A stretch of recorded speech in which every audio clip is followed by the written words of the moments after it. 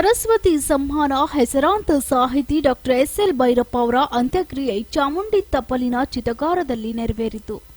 ಪುತ್ರ ರವಿಶಂಕರ್ ಹಾಗೂ ಉದಯ್ ಶಂಕರ ಅಂತಿಮ ವಿಧಿವಿಧಾನ ನೆರವೇರಿಸಿದ್ದಾರೆ. ಅಂತಿಮ ಯಾತ್ರೆಯಲ್ಲಿ ಅಪಾರ ಅಭಿಮಾನಿಗಳು ಭಾಗವಹಿಸಿ ಅಗಲಿದ ಹಿರಿಯ ಚೇತನಕ್ಕೆ ಕಡೆಯ ವಿದಾಯ ಹೇಳಿದ್ದಾರೆ. ಬ್ರಾಹ್ಮಣ ಸಂಪ್ರದಾಯ ರೀತಿಯಲ್ಲಿ ಹಾಗೂ ಸಕಲ ಸರ್ಕಾರಿ ಗೌರವಗಳೊಂದಿಗೆ ಭೈರಪ್ಪ ಅವರ ಅಂತ್ಯಕ್ರಿಯೆ ನಡೆಯಿತು. Doctor SL. ಭೈರಪ್ಪರವರ ಅಂತ್ಯ ಸಂಸ್ಕಾರ ಇಂದು ಮಧ್ಯಾಹ್ನ 12:30ಕ್ಕೆ ಚಾಮುಂಡಿ ಬೆಟ್ಟದ ತಪ್ಪಲಿನಲ್ಲಿರೋ ರುದ್ರಭೂಮಿಯಲ್ಲಿ ಬ್ರಾಹ್ಮಣ ಸಂಪ್ರದಾಯದಂತೆ ವಿಧಿವಿಧಾನವಾಗಿ ನೆರವೇರಿತು. ಎಸ್.ಎಲ್. ಭೈರಪ್ಪ ಅವರ ಚಿತೆಗೆ ಅಗ್ನಿ ಸ್ಪರ್ಶಿಸಿದ್ರು. ಅವರ ಮಕ್ಕಳು ಭೈರಪ್ಪನವರು ಪಂಚಭೂತಗಳಲ್ಲಿ ಲೀನವಾಗಿದ್ರು. ಇಂದು ಮುಂಜಾನೆಯಿಂದಲೇ ಮೈಸೂರಿನಲ್ಲಿರೋ ಭೈರಪ್ಪನವರ ನಿವಾಸದಲ್ಲಿ ಅಂತಿಮ ವಿಧಿವಿಧಾನ ಕೈಗೊಳ್ಳಲಾಯಿತು. ಅಭಿಮಾನಿಗಳು ಅಂತಿಮ ವಿಧಿವಿಧಾನಗಳಲ್ಲಿ ಪಾಲ್ಗೊಂಡು ಭೈರಪ್ಪನವರಿಗೆ ನಮನ ಸಲ್ಲಿಸಿದ್ರು. ಆನಂತರ ಚಾಮುಂಡಿ ಬೆಟ್ಟದ ತಪ್ಪಲಿನಲ್ಲಿರೋ ರುದ್ರಭೂಮಿಯಲ್ಲಿ ಸಕಲ ಸರ್ಕಾರಿ ಗೌರವ ನೀಡಲಾಯಿತು. ಪುತ್ರರು ಮತ್ತು ಭೈರಪ್ಪನವರ ಕೊನೆಗಾಲದಲ್ಲಿ ಜೊತೆಗಿದ್ದ ಸಹನಾ, ವಿಜಯ, ಕುಮಾರಿ ರುದ್ರೇಂದ್ರ ಚಿತೆಗೆ ಅಗ್ನಿ ಸ್ಪರ್ಶಿಸಲಾಯಿತು. ಅವರ ಪಾರ್ಥಿವ ಶರೀರಕ್ಕೆ ಸರ್ಕಾರಿ ಗೌರವ ಸಲ್ಲಿಸಿ ಹೊಯ್ಸಳ ಬ್ರಾಹ್ಮಣ ಸಂಪ್ರದಾಯದ ಪ್ರಕಾರ ಅಂತಿಮ ಸಂಸ್ಕಾರದ ಕಾರ್ಯಕ್ರಮಗಳನ್ನು ನೆರವೇರಿಸಲಾಯಿತು.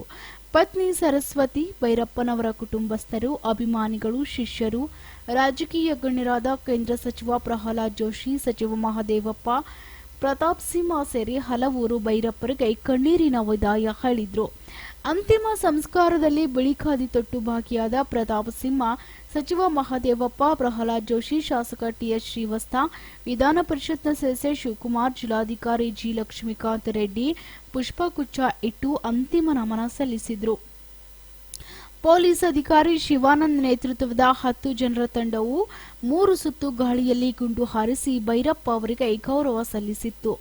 ಪ್ರಹ್ಲಾದ್ ಜೋಶಿ, ಸಚಿವ ಮಹದೇವಪ್ಪ ಸೇರಿದಂತೆ ಹಲವು ರಾಜಕೀಯ ಗಣ್ಯರ ನೇತೃತ್ವದಲ್ಲಿ ಭೈರಪ್ಪನವರ ಮಕ್ಕಳಾದ ರವಿಶಂಕರ್ ಹಾಗೂ ಉದಯ್ ಶಂಕರ್ ಅವರಿಗೆ ರಾಷ್ಟ್ರಧ್ವಜವನ್ನ ಹಸ್ತಾಂತರಿಸಿದ್ರು.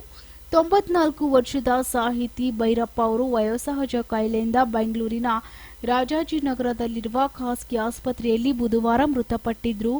ಅವರ ಅಗಲಿಕೆಗೆ ಇಡೀ ಕರುನಾಡವೇ ಕಂಬನಿ ಮಿಡಿದಿತ್ತು. ಗುರುವಾರ ಬೆಂಗಳೂರಿನ ರವೀಂದ್ರ ಕಲಾಕ್ಷೇತ್ರದಲ್ಲಿ ಭೈರಪ್ಪ ಅವರ ಅಂತಿಮ ದರ್ಶನಕ್ಕೆ ಅವಕಾಶ ಮಾಡಿಕೊಡಲಾಗಿತ್ತು. ಬಿಜೆಪಿ ಮತ್ತು ಕಾಂಗ್ರೆಸ್ ರಾಜಕೀಯ ನಾಯಕರು, ಬೆಂಬಲಿಗರು, ಸಾಹಿತಿಗಳು, ಅವರ ಶಿಷ್ಯರು ಅಂತಿಮ ದರ್ಶನ ಪಡೆದರು. ಬಳಿಕ ಮಧ್ಯಾಹ್ನ ಪಾರ್ಥಿವ ಶರೀರವನ್ನ ಮೈಸೂರಿಗೆ ತಂದು ಕಲಾಮಂದಿರದಲ್ಲಿ ಅಂತಿಮ ದರ್ಶನಕ್ಕೆ ಅವಕಾಶ ಮಾಡಿಕೊಡಲಾಗಿತ್ತು. ಆನಂತರ ಮೃತದೇಹವನ್ನ ಜೆಎಸ್ಎಸ್ ಮೆಡಿಕಲ್ ಕಾಲೇಜಿನ ಶವಗಾರದಲ್ಲಿ ಇರಿಸಲಾಗಿತ್ತು. ನಂತರ ಕುವೆಂಪು ನಗರ ನಿವಾಸದಲ್ಲಿ ತಂದಿಟ್ಟು ಸಾರ್ವಜನಿಕ ದರ್ಶನಕ್ಕೆ ವ್ಯವಸ್ಥೆ ಮಾಡಿಕೊಡಲಾಗಿತ್ತು. Bureau report, SSV news, Mysuru.